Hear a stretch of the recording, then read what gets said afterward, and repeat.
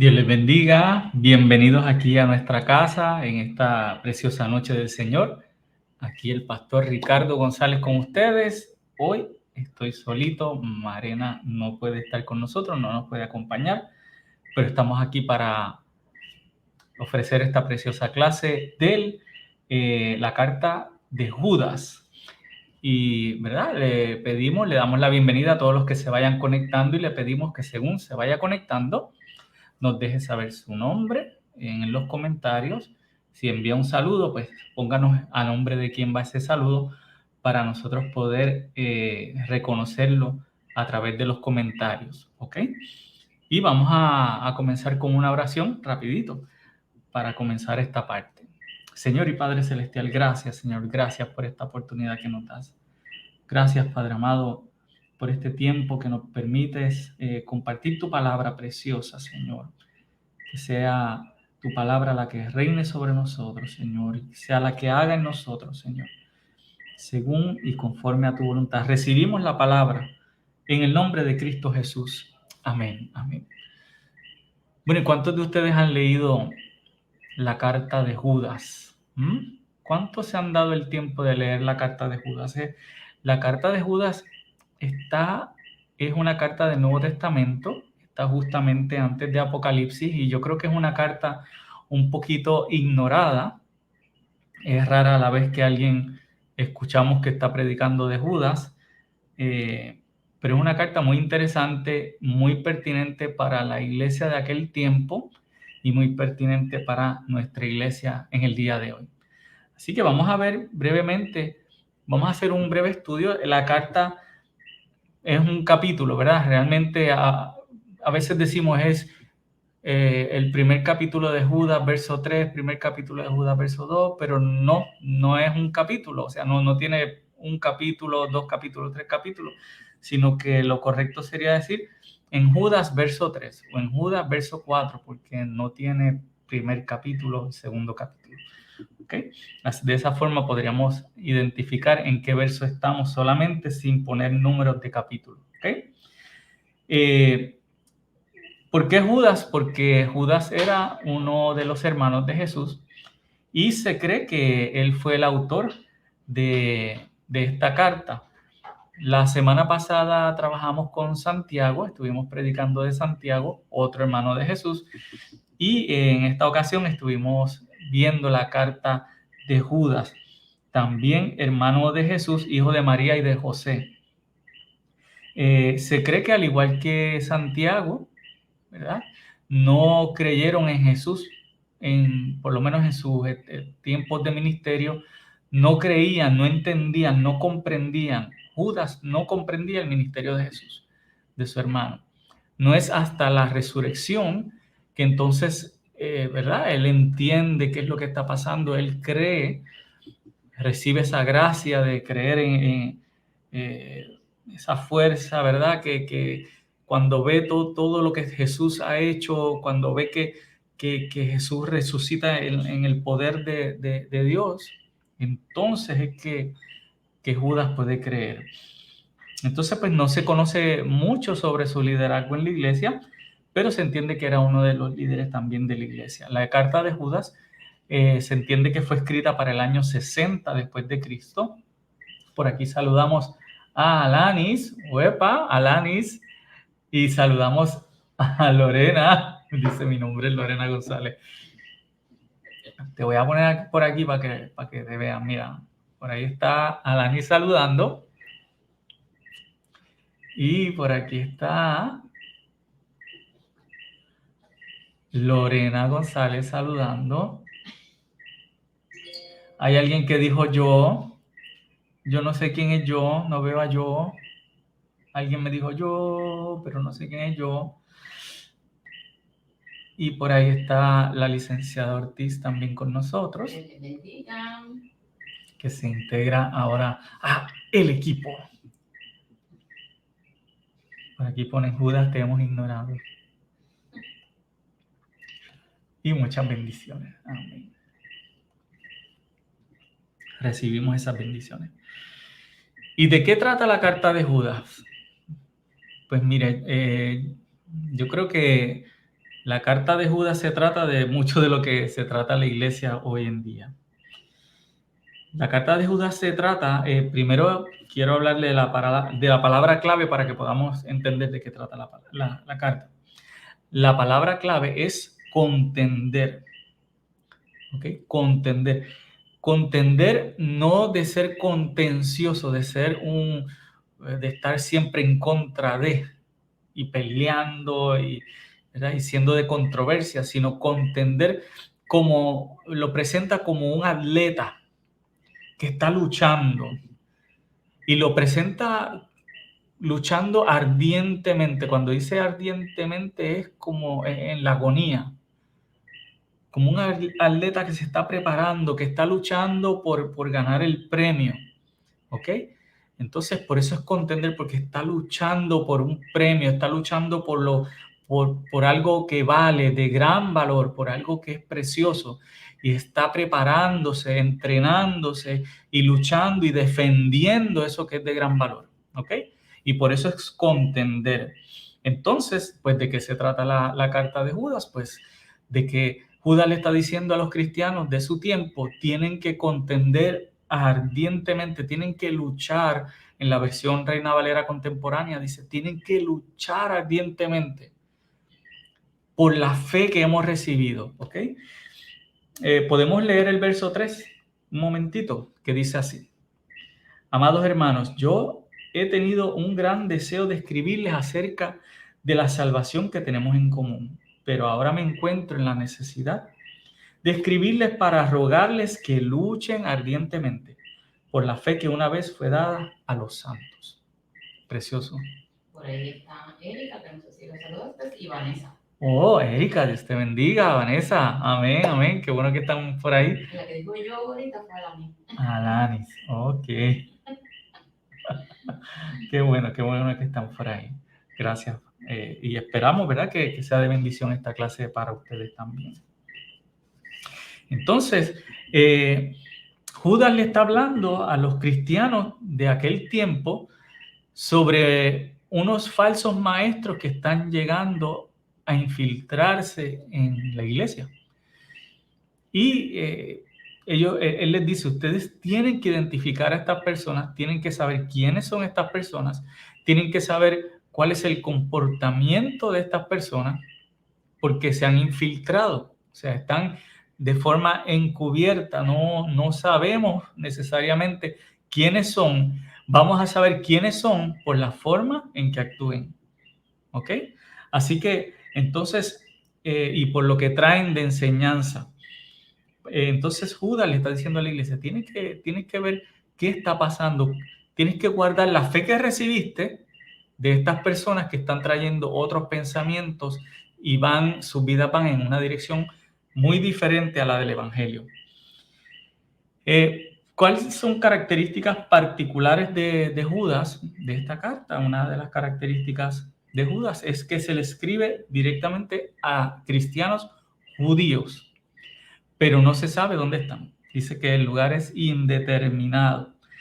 Entonces, él deseaba exponer estos temas que son relevantes para ellos en ese momento, en ese tiempo, y dejó a un lado, es bien interesante que él dice, amados hermanos, yo he tenido un gran deseo de escribirles acerca de la salvación que tenemos en común, pero ahora me encuentro en la necesidad de escribirles para rogarles que luchen ardientemente por la fe. Entonces, él quería hablar de la fe, de la salvación, perdón, que tenemos en común. Él quería hablar de lo que es la salvación, de lo que representa la salvación para nosotros. ¿Qué representa la salvación para ti en este tiempo como cristiano? A lo mejor tú quieres hablar de el tiempo tan precioso que tienes en el culto, de los cánticos, de cómo compartes con los hermanos, de muchas cosas que tienen que ver con la salvación, de lo que has recibido en Cristo Jesús. Pero Judas le dice, yo quisiera hablar de esto, pero el tiempo apremia tanto, el tiempo se ha puesto tan difícil que necesito hablar de esto otro. Hay otras prioridades, ¿verdad? Sí. En ese momento la prioridad era otra. Era urgente hablar de otra y como decían los jóvenes los otros días, ¿verdad? Que ¿Qué cosa más importante que la salvación? No hay nada más importante que la salvación, pero él quería hablar como que del lado, vamos a decir, alegre, del lado que motiva, del lado que tenemos en común, de las victorias de la salvación tal vez. Sin embargo, para proteger esa misma salvación, él tenía que atender un tema que era sobre los falsos maestros que corrompían esa salvación tan preciosa. Muchas veces vemos la salvación como solamente el momento en que Jesucristo llega a nuestras vidas. Le decimos, Señor, me arrepiento de mis pecados, me arrepiento de lo que he hecho, de lo que he sido, de estar lejos de ti, de ofender tu nombre, de que con mi boca digo cosas que no son, digo cosas ofensivas, digo cosas que no te agradan, ¿verdad? Pero eso no es todo, la salvación. La salvación es un paquete. La salvación incluye qué Dios hace, cómo Dios me limpia, cómo el Espíritu Santo viene a mi vida, cómo me llena, cómo me bendice, cómo me recibo dones a través del Espíritu Santo, cómo mis talentos ahora los pongo al servicio de Dios, cómo mi familia es afectada porque mi vida está llena de la luz del Espíritu Santo y ahora yo bendigo mi casa, bendigo mi trabajo, ¿verdad? Todo eso es la salvación. Todo eso se incluye en la salvación. Entonces,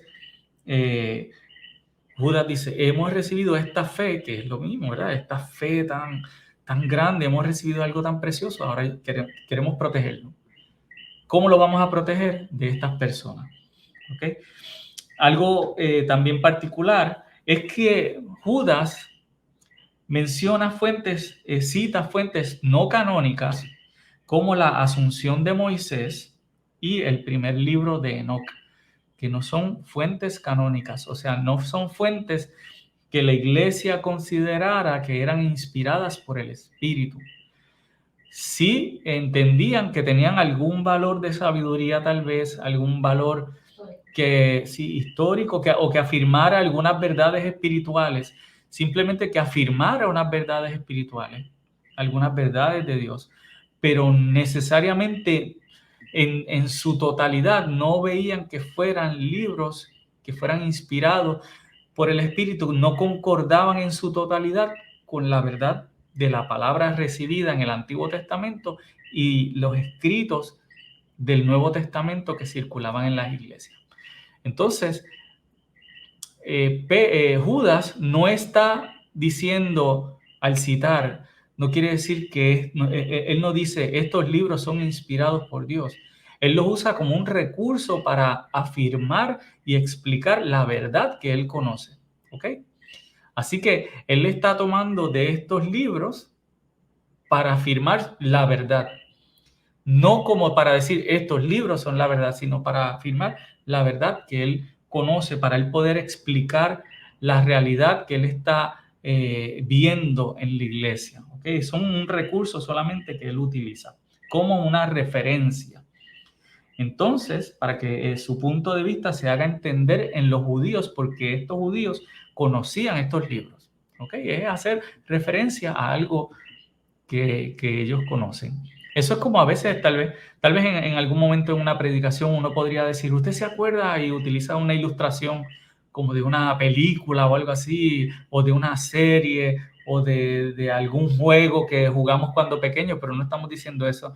Esas cosas son la verdad del Evangelio, sino estamos utilizando estas cosas como recursos para afirmar lo que nosotros y para relacionarlos a ustedes, ¿verdad? Con lo que queremos decir. También como dato interesante, se cree, ¿verdad? Segunda de Pedro y Judas son casi paralelos.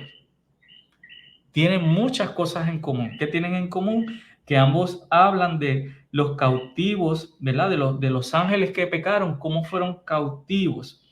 Hablan de la destrucción divina de Sodoma y Gomorra. Hablan de los falsos maestros, cómo blasfeman de las cosas celestiales, de los seres celestiales. hablan en ambas, en Segunda de Pedro y en Judas, hablan de Balaam como falso profeta. Y hablan en Segunda de Pedro y en Judas de los maestros destinados a las tinieblas eternas, los falsos maestros destinados a las tinieblas eternas. Algunos dicen que Segunda de Pedro fue escrita primero y que Judas tomó del material de Pedro para también, ¿verdad?, atender la situación de la iglesia que era pertinente para él. Otros dicen que puede ser al revés, que primero Judas escribió porque es una carta más pequeña y que luego Pedro, en Segunda de Pedro, elabora un poco más, porque casi siempre lo más común en este tipo de literatura es que el libro más pequeño se escribe primero y lo más amplio de donde se saca ese material, pues se escribe después, de donde ese material toma forma de ahí y amplía un poco. Como en los evangelios, que Marcos escribe primero, Marcos es el más corto, y luego entonces los otros dos evangelios, Mateo y Lucas, que son sinópticos, pues escriben después tomando tal vez de la misma fuente que Marcos. Está Cuca también, y está Susana Beltrán Morales. Susana Beltrán, está Cuca, wow, esto está bueno. Toda la gente linda ha venido a ver la clase, qué bueno. Los feos no están viendo la clase, los feos se quedaron. Entonces vamos a ver que Judas, la carta está dividida en 4 pedazos, en 4 partes, perdón. Está el saludo, está la sección de las falsas doctrinas, está la sección de las amonestaciones y exhortaciones, y al final una preciosa doxología. ¿Y qué es una doxología? Eso lo vamos a ver ya mismo. Entonces, vamos rapidito. Judas dice que tenemos que conocer los falsos maestros. ¿Y qué cosas nos dice de los falsos maestros de este mundo? Mire, a ver, dígame usted qué cosas usted ve por ahí rapidito, si usted puede, si tiene la carta de Judas abierta, dígame brevemente ahí en una linecita qué dice Judas sobre los falsos maestros. ¿Qué características tienen? O a quiénes, porque él hace unas comparaciones y son muy interesantes. Judas, ¿cómo podríamos decir? Según él dice que luchemos ardientemente, la carta es bien ardiente. La carta es bien intensa. Las imágenes que él usa son fuertes, el lenguaje es bien fuerte. Es como que Judas tiene una desesperación porque la iglesia despierte y tenga cuidado. Eso era también bien peculiar de Santiago también, que no era muy... No le pasaban la mano. No. Eran fuertes de... Correcto.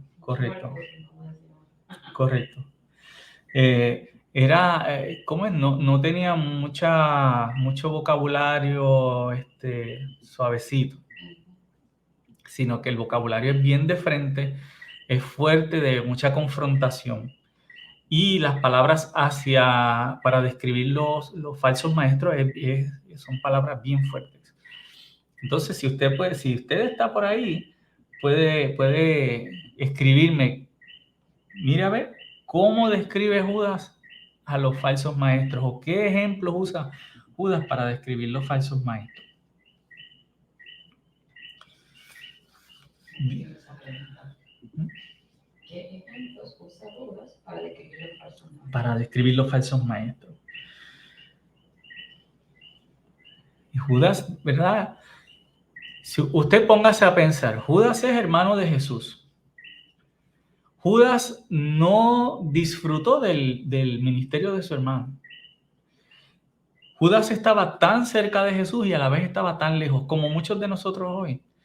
Mucha gente hoy en día tiene a Jesús ahí, está el evangelio, está la palabra cerca, tienen una iglesia cerca, tienen compañeros de trabajo que son cristianos cerca, que les hablan, tienen familiares, a lo mejor dentro de la casa está el hijo, está el esposo o la esposa que son cristianos, que le sirven al Señor, a una abuelita que que ora por ellos, pero a la vez están tan lejos a veces del Señor.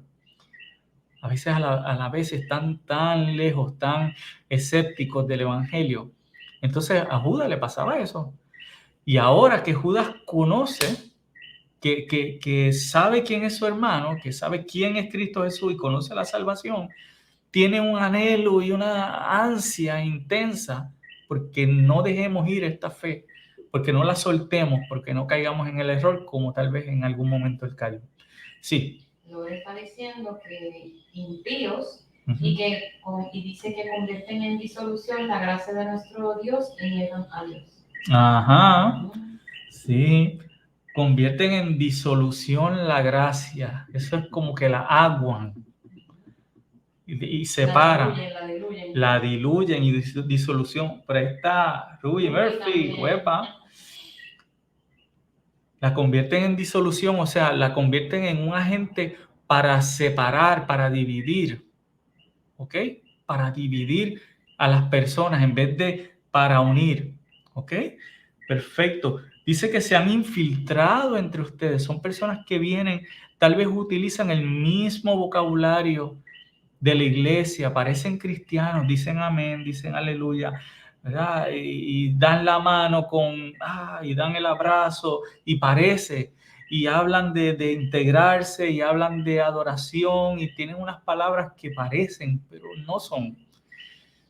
Entonces Judas dice, tienes que ver qué están haciendo, no solamente qué están diciendo, sino qué están haciendo. Y el problema de estas cosas es que estas personas son sensuales. ¿Qué son sensuales? Que seducen. Hacen cosas que van a los límites.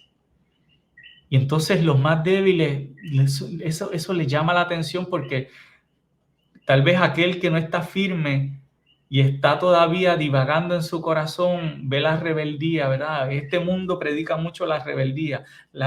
Si eres rebelde, eres exitoso. Si eres rebelde, ahí es que tú vas a echar hacia adelante. Cuando tú te rebelas contra tus padres y te vas de la casa, ahí es que empieza la vida verdadera. Y cuando te rebelas contra el sistema y contra tus jefes y contra esto y los bancos olvídate, el que se revela, ese es el que... Entonces, imagínate en la iglesia, alguien infiltrado trayendo este mensaje. Pero es que, ¿sabes? Vamos un poquito más allá, vamos a tocar un poquito más allá, vamos a cruzar los límites. Entonces, ajá. Dice por aquí que son nubes sin agua que el viento arrastra. Ajá, exacto. Excelente. Sí, excelente, Cuca, excelente. Pues eso es así. Entonces, Judas dice, míralo bien, mira el fruto que tienen, ¿verdad? Mira el fruto que tienen estas personas. Dice, ¿verdad? No me quiero extender mucho, son las 7:24.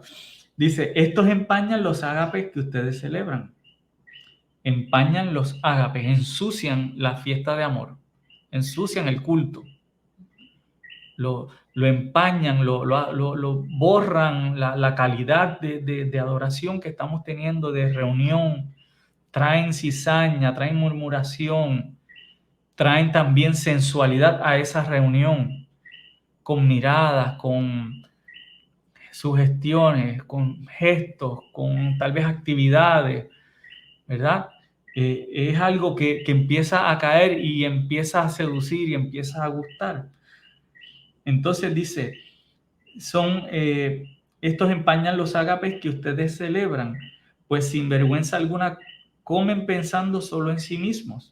O sea, mira, iban a la fiesta a comer y se olvidaban de los pobres, se olvidaban del que no tenía, se olvidaban del que no había traído nada, el que no tenía para aportar, se olvidan de todo eso.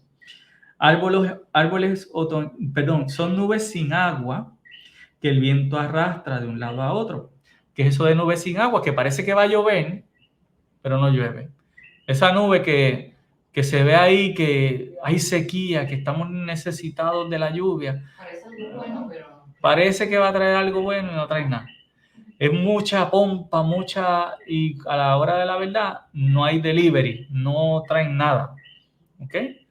Entonces, dice que el viento las arrastra por ahí, las arrastra para otro lado, no permanecen. Árboles otoñales que no dan fruto, carentes de raíces, se han secado y vuelto a secar. O sea, que estos son árboles que parece que en algún momento va a llegar la primavera a ellos y van a dar fruto, pero nunca llega esa primavera, nunca están ahí existiendo.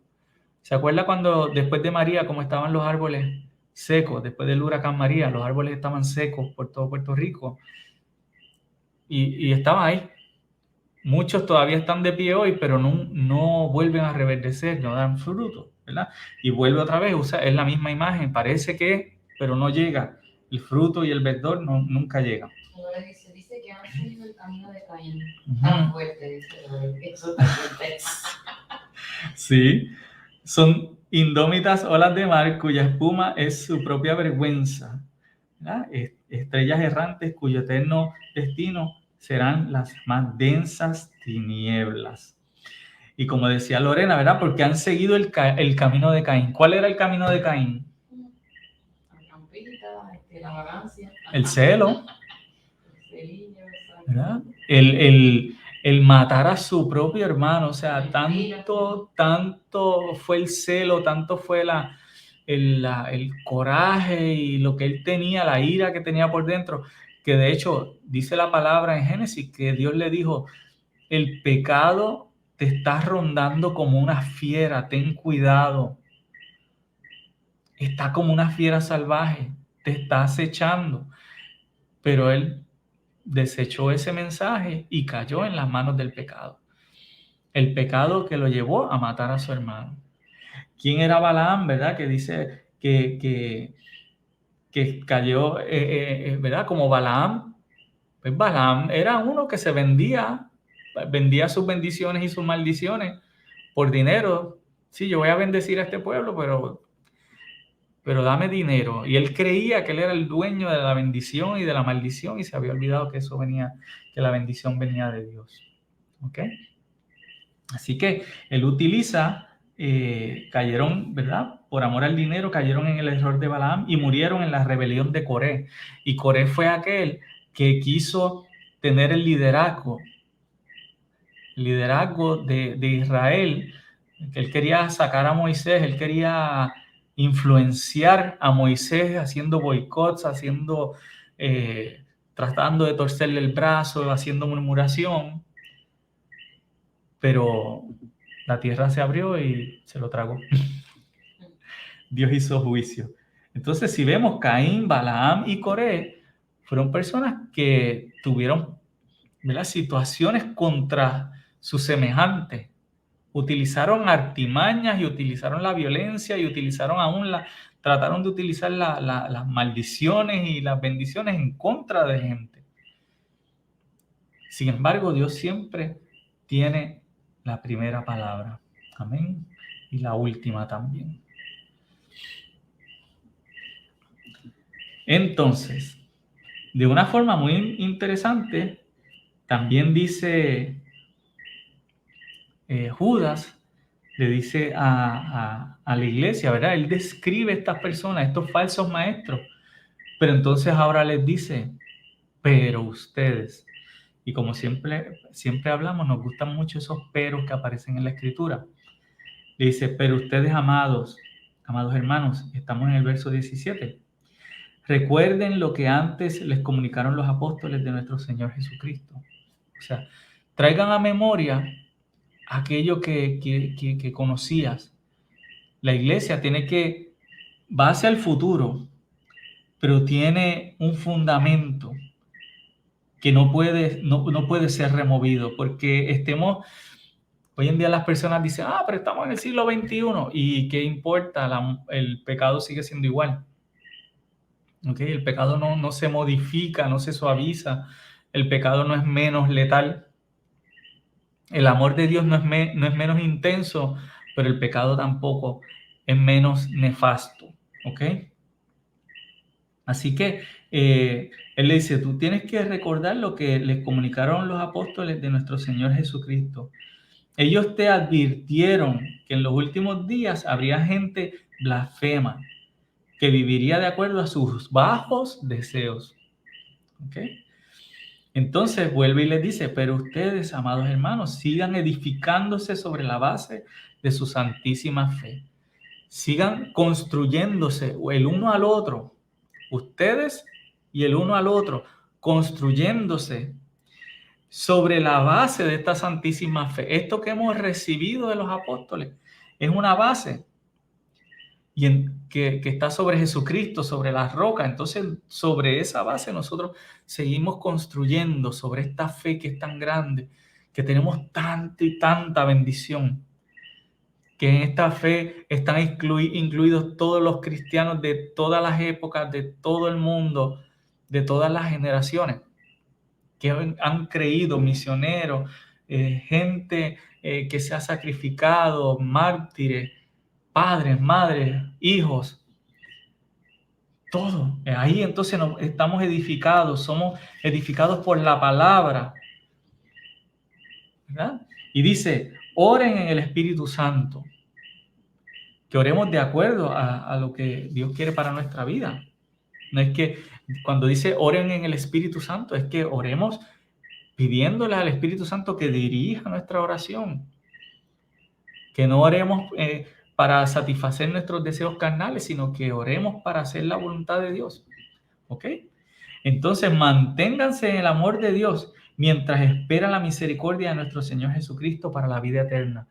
O sea, Él está diciendo, Jesucristo viene, pero tienes que mantenerte amarrado, abrazado a ese amor. Ese amor es fuerte, ese es lo que te va a retener, te va a hacer perseverar. Sean comprensivos con los que dudan. ¿Y por qué Él dice eso? A mí siempre me ha llamado la atención eso, y pensando en que Judas en algún momento dudó de su hermano y que el testimonio que él tuvo de su hermano fue que su hermano lo comprendió, fue comprensivo con él. Jesús esperó. Entonces, él dice, según, pienso yo, ¿verdad? Esto es una interpretación muy mía. Tal vez él dice, según mi hermano Jesús esperó por mí, esperó pacientemente por mí y me siguió amando, pues usted ame a aquel que duda también. Sea paciente con él, con aquel que duda genuinamente, ¿verdad? Hay personas que hacen preguntas para mortificar, hay personas que sus dudas más bien son ataques. Eso no son dudas, eso es, hacen parecer que quieren saber, pero lo que quieren es mortificar, traer ataques, ridiculizar, eso no. Pero hay personas que genuinamente se acercan a la fe y tienen muchas dudas. Pues sea comprensivo, sea paciente. Y dice que a otros arrebátenlos del fuego y pónganlos a salvo. Como literalmente, si usted ve que alguien se está quemando, usted no se pondría a tomar un video de esa persona, sino que usted saldría corriendo a abrazarlo y sacarlo de ese fuego, ¿verdad? Asimismo, la gente se está yendo al infierno, se están quemando. Y Judas dice, necesitamos a aquellos que están aún dentro de la iglesia y se están quemando, tenemos que arrebatarlos de ese fuego, de ese infierno. Y finalmente viene la doxología. ¿Qué es la doxología? Pues la doxología es un himno de gloria, un himno precioso que glorifica al Señor. Y esta es una de las doxologías más preciosas que se encuentra en la Escritura, porque afirma también lo que Dios hace en nosotros. Y después, libremente, Judas bendice al Señor.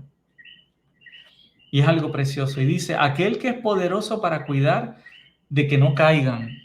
Está afirmando a la iglesia, le está diciendo, Dios es poderoso para, tal vez tú no tienes el poder, tus piernas no son fuertes, tu cuerpo tiene limitaciones, tú tienes debilidades en tu cuerpo, en tu ser, en tus emociones. Pero Dios es poderoso, es suficiente para guardarte sin que caigas hasta el final, para sostenerte. Cuando estás enfermo, Él te sostiene. Cuando estás deprimido, Él te sostiene. Cuando estás dudando, Él te sostiene. Para que no caigas, para que no vayas hasta el fondo. ¿Ok?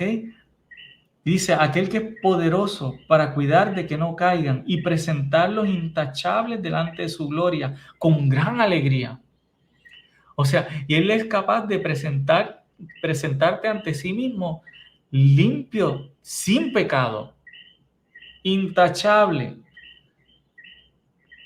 ¿Verdad? Yo le digo a la iglesia, por favor, cuando pregunten si se puede ser santo, usted tiene que decir que sí, porque la Biblia dice que sí, que somos santos, intachables. Dios es capaz de presentarte ante sí mismo santo, intachable. No tienes que pecar, no es una obligación pecar, no es una obligación del cristiano y del ser humano vivir en pecado y decir cosas profanas por la boca y pensar malos pensamientos y estar inclinados a la violencia todo el tiempo. No es una obligación, es una causa del pecado. Pero asimismo también más poderoso es el amor de Dios que te limpia de todo pecado. Y pone en tu boca un cántico nuevo, hace de ti una criatura nueva, pone orden en tu vida, en tus pensamientos. Y entonces te mantiene intachable. Y dice, al único sabio, el único sabio Dios, esa es la versión Reina Valera del 60. Al único Dios, nuestro Salvador, por medio de Jesucristo, sean dadas la gloria y la majestad, el dominio y el poder, desde antes de todos los siglos y siempre. Amén. Eso es un cántico de adoración. Eso es un cántico de adoración. ¿Hay cántico de adoración en tu boca en esta noche? Tienes adoración para el Señor. Puedes decir que para Él, que Él es el único Dios de tu vida, que es tu Salvador por medio de Jesucristo. Puedes decirle que a Él sean dadas la gloria y la majestad. O sea, toda la bendición que hay en tu vida es de Él y es por Él. Todo lo que tú has llegado a hacer, si tú estás vivo hoy, es por Él. Si tú tienes algo hoy, es por Él. Si tienes amigos, es por Él. Si tienes una iglesia que te ama, es por Él. Si tienes salud, es por Él. Si tienes esperanza del mañana, es por Él. Y el dominio y el poder desde antes de todos los siglos y siempre. Amén. No me están diciendo aquí amén. Amén, amén. Amén, qué lindo, qué lindo. Así que yo creo que es tiempo, ¿verdad?, de que nosotros también volvamos a adorar al Señor con nuestros labios. Hablábamos en estos días que Abraham creyó a Dios y le fue contado por justicia, ¿verdad? Fue justificado, pero después presentó en sacrificio a Isaac como Dios se lo pidió. Y dice Santiago que también eso validó esa fe. Pues esta doxología, la doxología, los himnos de gloria, validan lo que hemos creído. Nosotros hemos creído que Jesucristo nos salva, pero necesitamos también confesar con nuestra boca. Dice fruto de labios que confiesen su nombre. Que en tu boca, aún en la soledad, aunque estés en tu casa solo, tú puedes decirle, Señor, yo te adoro, yo te bendigo, yo te exalto por todo lo que tú has hecho, porque estás afirmando y estás reafirmando y estás diciéndole a tu mente, a tu cuerpo, estás diciéndole a tus circunstancias, estás, eso que tienes en el corazón, cuando lo dices, se convierte en una convicción en ti. Toma una nueva forma. A veces nosotros tenemos unos planes en nuestra mente y cuando los decimos en voz alta, nos damos cuenta de que no funcionan o de cuántas cosas hay malas en ese plan. Porque cuando uno exterioriza las cosas, entonces uno se da cuenta de las fallas que tiene, pero asimismo, cuando uno exterioriza sus convicciones, se fortalecen esas convicciones. Y a veces la iglesia de este tiempo no ha entendido eso. Cuando tú haces como Judas y le das la gloria y la honra audiblemente al Señor, levantas tus manos, esa convicción se fortalece en ti, se hace permanente en ti. Y ese pensamiento en ti se hace una convicción fuerte, se hace una fortaleza de Dios, para ti. ¿Ok? Así que gracias por haber estado compartiendo con nosotros este tiempo. Esperamos que haya sido de bendición. Y va a haber siempre un Caín, va a haber un Balaam, va a haber un Coré, va a haber nubes sin agua. Pero lo importante es que nosotros podamos identificarlos y podamos nosotros no ser esos Balaam, si nosotros ser esos que adoramos, esos que bendecimos, esos que comprendemos, esos que obramos en misericordia. Hermanos, hasta aquí ha llegado la clase. Vamos a orar y damos gracias al Señor en esta noche. Señor y Padre Celestial, en esta hora te damos gracias. Gracias por tu misericordia. Gracias por tu amor y las riquezas de tu palabra.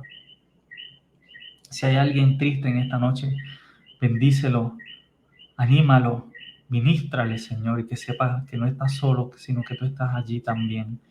Si hay alguien enfermo, te pedimos, Padre amado, que le brindes sanidad en tu misericordia y según tu voluntad.